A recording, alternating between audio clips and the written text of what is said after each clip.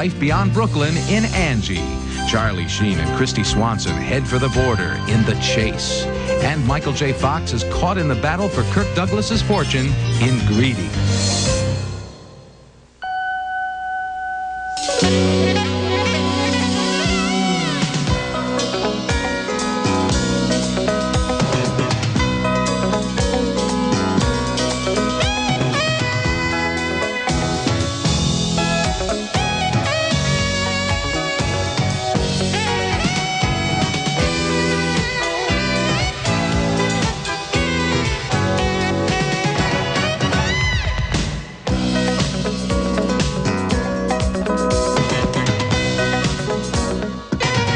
Excuse me, ma'am.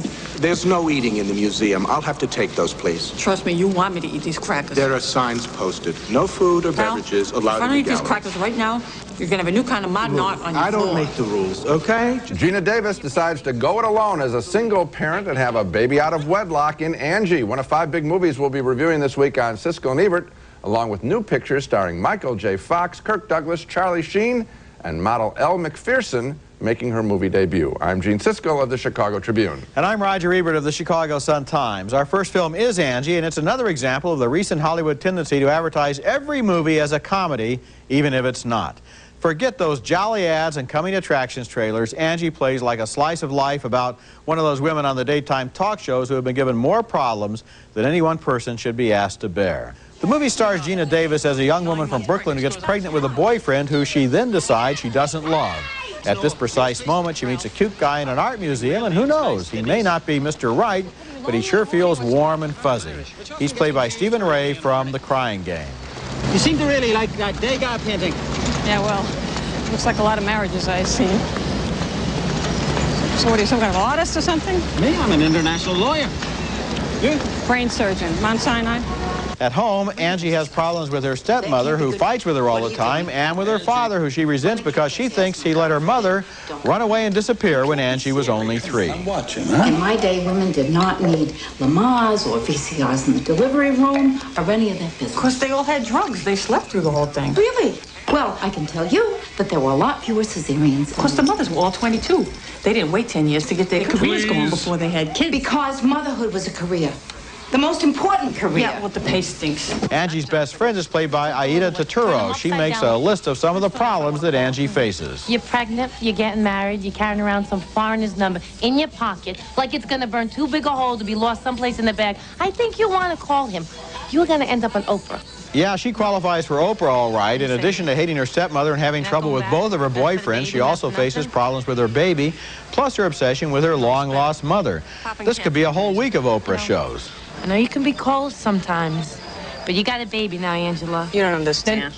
No, I understand. I understand that if you don't go back, he's going to have to be by himself with doctors and hospitals. That you were going to put him through the same you went through your whole life? He don't want me, all right? I know that sounds crazy, but it's like he knows that everything is my fault. Oh, come on, that is pathetic. To throw your f***ness onto the poor little I don't baby. deserve him. You don't deserve him. You're his mother. Now, maybe one of my problems with Angie is that so many of my expectations were wrong. It's well acted, and I guess it means well, but the movie really lays it on thick. I walked in expecting a comedy, and here's this non-stop soap opera in which poor Angie has to face one crisis after another. The whole business of Angie's child's health problems, for example, adds nothing to the movie. Nor do we really want those scenes where Angie seems to hate the baby. Nor do the scenes with her long-lost mother pay off in any useful way. Because this is a Hollywood movie, of course, Angie has a happy ending. If the movie had been made in France, Angie would have probably shot herself. Well, Roger, I'm going to disagree with you pretty strongly on this, and I'll tell you why. I think that you are penalizing the film for your expectations, and the trailer is completely phony, and you're right. But then once the movie starts, I think you have an obligation to stay with the picture. And I did stay with the picture, but the picture, Gene, was shameless in its manipulation of our emotion, throwing one corny melodramatic situation after another at us. No, here's what happened. The movie surprised you, and it surprised me. You said so in your review. I didn't expect the Stephen Ray character to turn out the way he did, and neither did you. I know that. I didn't expect the stepmother to turn out quite that way, and that surprised me. I didn't expect the things with the baby. Let me just finish. Did it pay off? Yes, because all of these situations are more like life than the kind of Hollywood cornball stuff that you and I sit here and criticize every single week. The ending is wrong. The ending is soft. But what leads up to it, I think it's very real. Gene, didn't you feel that you were being manipulated at every moment by writers who were saying we're going to throw in this problem, we're going to throw in that problem? I was surprised. You said you were surprised. I was surprised too. You were pleasantly surprised, yes. right? Okay, we disagree. You do. Our next movie is called China Moon, and I think it's something special. An attempt at a moody, old-fashioned film noir that really works with shadowy figures, a corruptible detective, and a femme fatale. Madeline Stowe plays a woman in a bad marriage to an abusive rich husband, and Ed Harris is a cop really drawn to her after investigating a report about her being beaten up. The big question, will she leave her husband for him? Divorce him. I love you. I know I can't give you what he can. It's not it. Whatever I got, it's yours. Whatever you want, I'll get. Whatever you need, I'll do. The husband is played by Charles Dance, who excels at playing creeps. I'm calling the police. Don't you touch me. Don't. No, don't you. No. Go back in the morning. No. I just want my conjugal rights. With a husband like that, you can see why Madeline Stowe considers leaving him as she and Ed Harris go rowing on a Florida lake. My grandmother used to call that a China moon. Like a big old plate of china. She said people would get affected by them. That they do strange things. Do you believe that? I don't know. You gonna do something strange? I do feel like it sometimes. They're very good together, and the less I tell you about what happens to them, the better, except to say that I was surprised both in the story and in the work of Madeline Stowe. I've been an Ed Harris fan ever since The Right Stuff, but Stowe now has 2 solid thrillers in the first 2 months of this year alone. First Blink, and now China Moon. Madeline Stowe, very good at playing vulnerable yet tough women. I recommend China Moon. Boy, I sure do too. And you know, I like the movie for 2 reasons that you don't often find in the same movie. First of all, I tried to figure out the plot and anticipate what was going to happen, and I failed. Yep, me too. And secondly, I was truly involved in the relationship between Madeline Stowe and Ed Harris, just as I was in the relationship between Stowe and Aidan Quinn in Blink. In both of those movies, there's a genuine relationship in addition to the thriller stuff. Yes, they frequently in these stories, and we've seen so many attempts at these film noirs. Everyone wants to make one. Yeah. This is a rare one that actually succeeds, and they remembered they got the characters to work in addition to the story. It's a great looking film too. When we come back, Kirk Douglas is an old millionaire surrounded by scheming relatives in Greedy. I'll wrestle you for the money. I'll wrestle you. If you win, I'll give you $300,000. I've got a metal plate in my head. You do? No!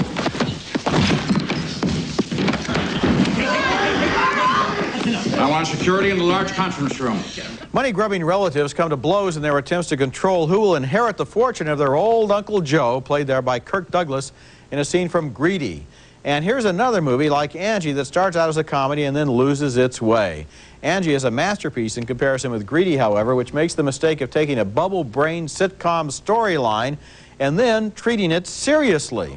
The movie consists of lots of scenes in which rude, stupid, and grasping relatives try to impress their rich old uncle, but the truth keeps slipping out. Just 9 years old, he organized this lawn mowing company with the other 4th graders. He's preparing himself in case he has to take over a big business someday. So you're interested in money, huh? Uh-huh. Made $10 just coming here. I'd get another 20 if I kiss you. I'm thinking about it. That's Ed Begley Jr. as one of the cousins there. The only relative Uncle Joe can really stand is the one who hasn't expressed an interest in his money, and that's another nephew played by Michael J. Fox, who is an unsuccessful professional bowler. What do you do, listen outside my door? Always. You know, I had no idea just how sick you guys were. Come spend a day with us. What has all of the relatives panicked is Uncle Joe's recent acquisition of a sexy British so-called nurse played by Olivia Dabo. They're afraid she'll get all the money. Welcome home, Joe.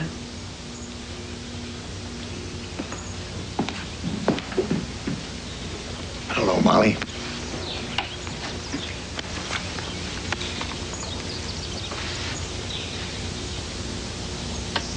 Tired, I'm going upstairs. Greedy starts out with some undeniably funny lines and a lot of promise, and I thought it was going to be a nice, rude comedy of manners. But after a promising first act, the movie starts taking its ridiculous plot seriously, and the characters stand around discussing events in dialogue that is not funny or interesting or necessary. Then at the end, we have to sit through the fall and moral redemption of not one, but two characters, when everybody knows Vice is a lot funnier than Virtue. Oh, I had the exact same reaction. I mean, it did start out funny, and I was reminded of Harold and Maude, where you saw a family really fight and, you know, go tooth and nail, and I thought, oh, this is going to be kind of fresh, and then it just got all sappy and moralistic. All the energy went out of the picture. I think Michael J. Fox and Kirk Douglas fell for that old trap. They want to play characters, or maybe they were just written that way, they want to play characters who are really likable. Why not play nasty? Make them hateful. People love you when you play hateful characters. Another problem is with the cousins, who move in and out of the room like a rugby scrum. I mean, it's like the door opens and 6 people walk in and they all say their lines and then they all walk out again. There's no attempt to make them into individual characters. Well, they were funny when they were being mean, but boy, the energy is just lost at the end of this picture. Coming up next, the film debut of supermodel Elle Macpherson, appropriately cast as one of 3 temptresses in the new romantic comedy called Sirens.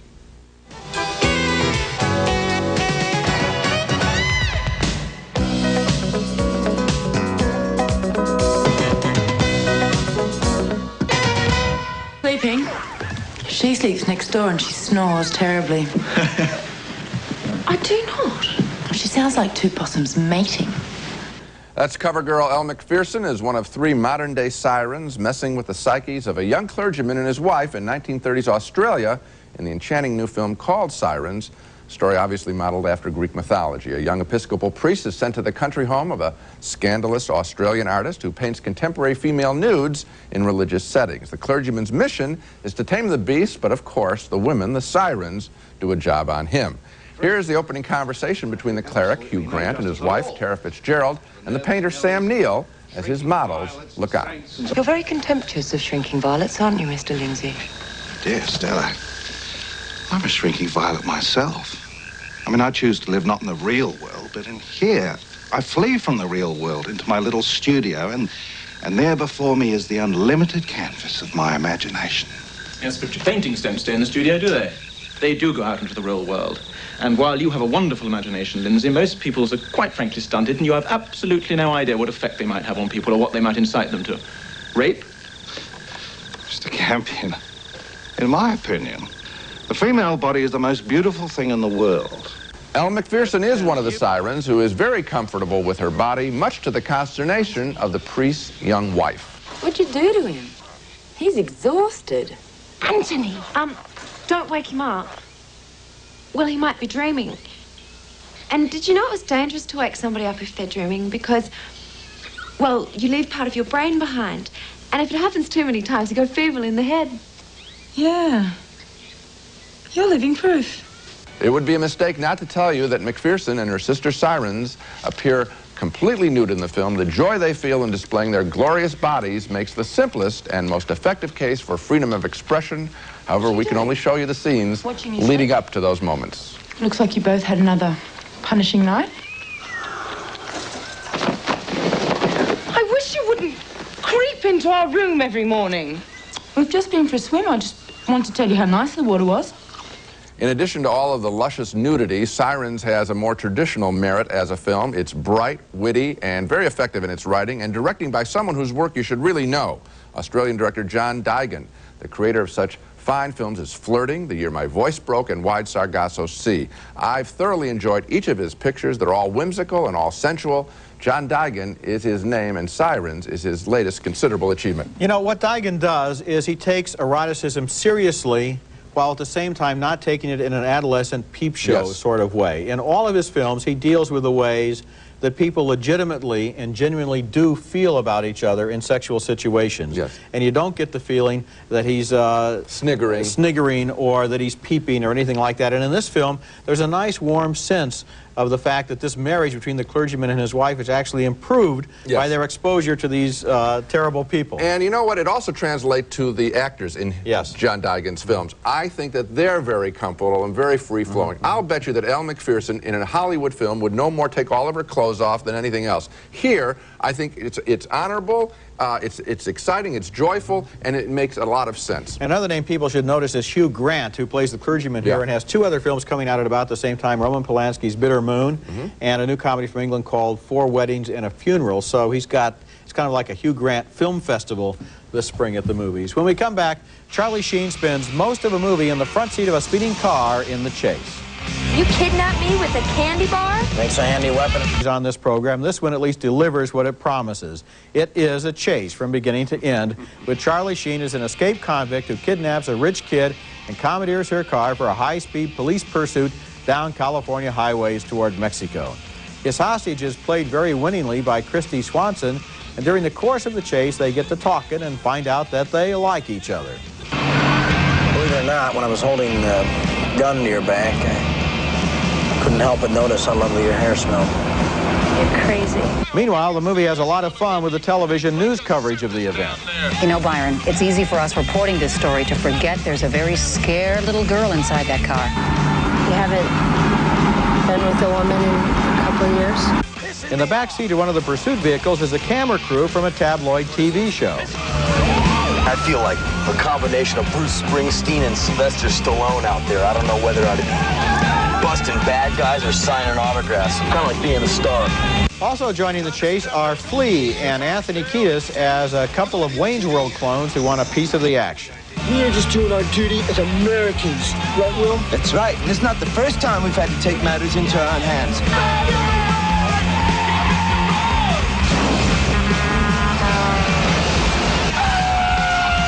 Now, I'm not recommending this movie either. It's really very thin, more of a technical exercise than a story, but at least it's slick and it has style, and I did enjoy the performances by Sheen and Swanson. And the movie takes a lot of funny pot shots at the way stories like this one get exploited as live TV coverage. Terror on the highway. The Chase is the kind of movie you forget 24 hours after you see it, but it has its moments, and for me, this was a close call, but thumbs down. Thumbs down for me, not a close call. I mean, if people are interested in this subject matter, there's a terrific film by Steven Spielberg. Sugarland Express. Sugarland Express, made 20 years ago. Right. The same themes, the same idea, but written with Goldie Hawn, written much tougher.